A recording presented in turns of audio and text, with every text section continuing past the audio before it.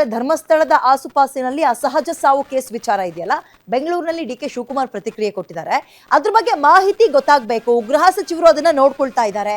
ಹಿರಿಯ ಅಧಿಕಾರಿಗಳಿಗೆ ತನಿಖೆ ಮಾಡೋಕ್ಕೂ ಕೂಡ ಕೊಟ್ಟಿದ್ದಾರೆ.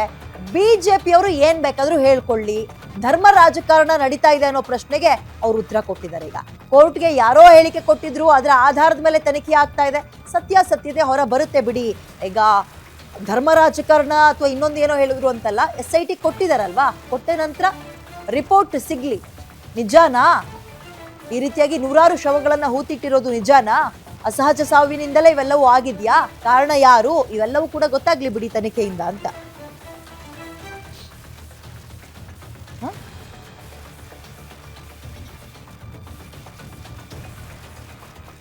ನನಗೆ ನಾನು ಸ್ವಲ್ಪ ಮಾಹಿತಿ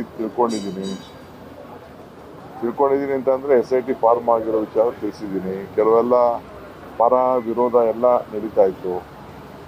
ಈಗ ಅದನ್ನು ಹೋಮ್ ಮಿನಿಸ್ಟ್ರು ಹ್ಯಾಂಡಲ್ ಮಾಡ್ತಾ ಇದ್ದಾರೆ. CM ಗಮನಕ್ಕೂ ಬಂದಿದೆ.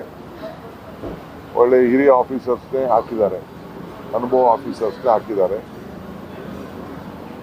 ಖಂಡಿತ ಅವರು ಮಾಡ್ತಾರೆ, ಏನ್ ಬೇಕೋ ಅದನ್ನ ತನಿಖೆ ಮಾಡ್ತಾರೆ.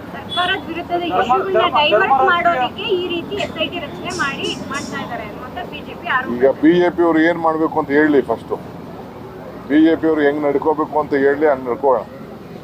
ಧರ್ಮ ರಾಜಕೀಯ ಅಂತ ನಡೆಯುತ್ತಂತ ಆ ರೀತಿಯಲ್ಲಿ ಕೂಡ ಒಂದಷ್ಟು ಚರ್ಚೆ ಧರ್ಮದ ರಾಜಕಾರಣ ನನಗೆ ನಿಮ್ ಭಾಷೆನೂ ಅರ್ಥ ಆಗ್ತಾ ಇಲ್ಲ, ಬಿಜೆಪಿ ಅವ್ರ ಭಾಷೆನೂ ನಂಗೆ ಅರ್ಥ ಆಗ್ತಾ ಇಲ್ಲ. ನನಗೆ ಭಾಷೆ ಯಾರೋ ಹೋಗಿ ಒಂದು ಕೋರ್ಟಲ್ಲಿ ಏನೋ ಒಂದು ಸ್ಟೇಟ್ಮೆಂಟು ಒಂದು 15 ವರ್ಷ ಆದಮೇಲೆ ಕೊಟ್ಟಿದ್ದಾನೆ ಅನ್ನೋದು ನನಗೊಂದು ಗೊತ್ತಿದೆ. ಅದ್ರ ಮೇಲೆ ಸತ್ಯ ಅಸತ್ಯನ ತಿಳ್ಕೊಳ್ಳಿಕ್ಕೆ ಸರ್ಕಾರ ಒಂದು ಮಾಡಿದೆ. ಈಚೆ ಬರ್ತದೆ, ಯಾಕೆ ಅದಕ್ಕೆ ಆತರ ಯಾಕೆ ಕೊಡಬೇಕು? ನೋಡಪ್ಪ, ನಾನು